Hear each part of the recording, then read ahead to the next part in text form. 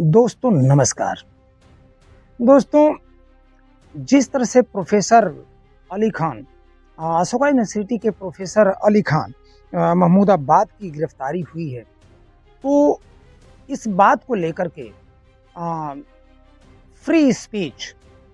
के दायरे को उस पर उठने वाले सवाल और जिस तरह से 18 मई को हरियाणा की पुलिस ने उन्हें गिरफ्तार कर लिया, तो इस पर बहुत ढेर सारे सवाल भी खड़े हुए हैं। एक तरफ तो विजय शाह बीजेपी के मध्य प्रदेश के नेता जब सोफिया कुरैशी और महिला अफसरों को जब आतंकवादियों की बहन बताते हैं, तो उस पर तो कोई कार्रवाई नहीं होती है। जब कोर्ट स्वतः संज्ञान लेकर के एफआईआर दर्ज करने के लिए ये निर्देश देता है, तब जाकर के एफआईआर दर्ज होती है, कार्रवाई कुछ भी नहीं होती है। और एक तरफ प्रोफेसर अली खान ने कर्नल सोफिया कुरैशी की तारीफ और महिलाओं की तारीफ करते हुए उन्होंने पोस्ट एक जारी कर दिया और उन्होंने मॉब लिंचिंग और सांप्रदायिक तनाव को लेकर के एक तरफ तो महिला अधिकारियों को उन्होंने तारीफ की और दूसरी तरफ उन्होंने पोस्ट में ये भी कहा कि ये मॉब लिंचिंग के और सांप्रदायिक तनाव की तरफ भी मतलब गवर्नमेंट का ध्यान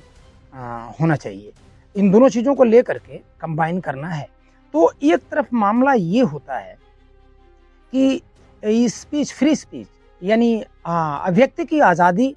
और राष्ट्रीय सुरक्षा का मामला, ये पूरे संतुलन को लेकर के चलना होगा। अब कहाँ से क्या बात है, लेकिन एक बात जरूर है कि सुप्रीम कोर्ट में जब ये प्रोफेसर अली खान के वकील ने कपिल सिब्बल ने जब इनके तरफ से दलील देते हुए इनके पोस्ट को पढ़ करके सुनाया, तो अंतरिम जमानत तो सुप्रीम कोर्ट से इनको मिल गई प्रोफेसर साहब को, लेकिन साथ ही कुछ शर्तों पर कि जैसे पहलगाम हमले और भारत पाकिस्तान संबंधों पर फिर से कभी ये सब पोस्ट नहीं करेंगे, बयान नहीं देंगे और पासपोर्ट इनका जमा करा लिया जाए। अंतरिम जमानत इनको मिल गई, लेकिन मामला लंबा खींचने वाला है, ये साफ जाहिर हो रहा है।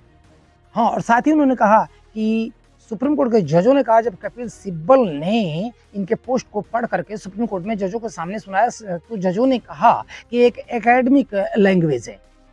इसके अर्थ को समझने के लिए तीन अफसरों के एक अधिकारियों की एक समिति जो है, एक टीम जो है मतलब इसका अध्ययन करेगी। तो इस तरह से देखा जाए तो ये दोनों तरफ को जब हम अपने कंपैरिजन से लेकर के चलते हैं, दोनों का कंपैरिजन करते हैं कि मध्य प्रदेश की घटना और उन्हीं महिला अधिकारियों के बारे में किस तरह से आतंकवादियों की बहन बताया जाता है, और एक तरफ यहाँ देखते हैं प्रोफेसर अली खान भी अगर कुछ कहते हैं, कुछ क्या कहते हैं, महिला अधिकारियों की तारीफ भी की उन्होंने और थोड़ा सा सरकार का ध्यान इधर भी लाने के लिए कहा कि जैसे ये सांप्रदायिक तनाव न हो और मॉब लिंचिंग का मामला की तरफ ही गवर्नमेंट अगर ध्यान देती तो इस तरह की चीज़ें आगे नहीं होती।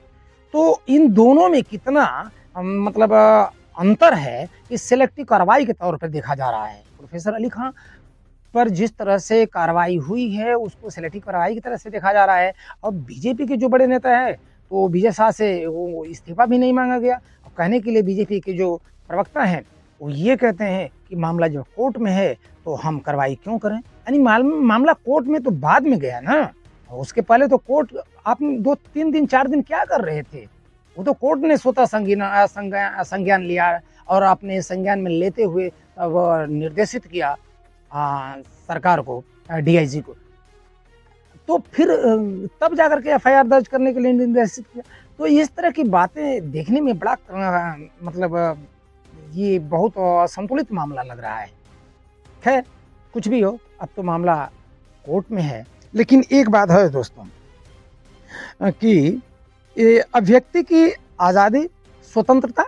और राष्ट्रीय सुरक्षा के संतुलन को लेकर ये बहस का केंद्र तो बना हुआ है। राष्ट्रीय सुरक्षा और अभिव्यक्ति की आज़ादी, अभिव्यक्ति की स्वतंत्रता, फ्री स्पीच और राष्ट्रीय सुरक्षा का मामला, कोर्ट ने ऐसा भी कहा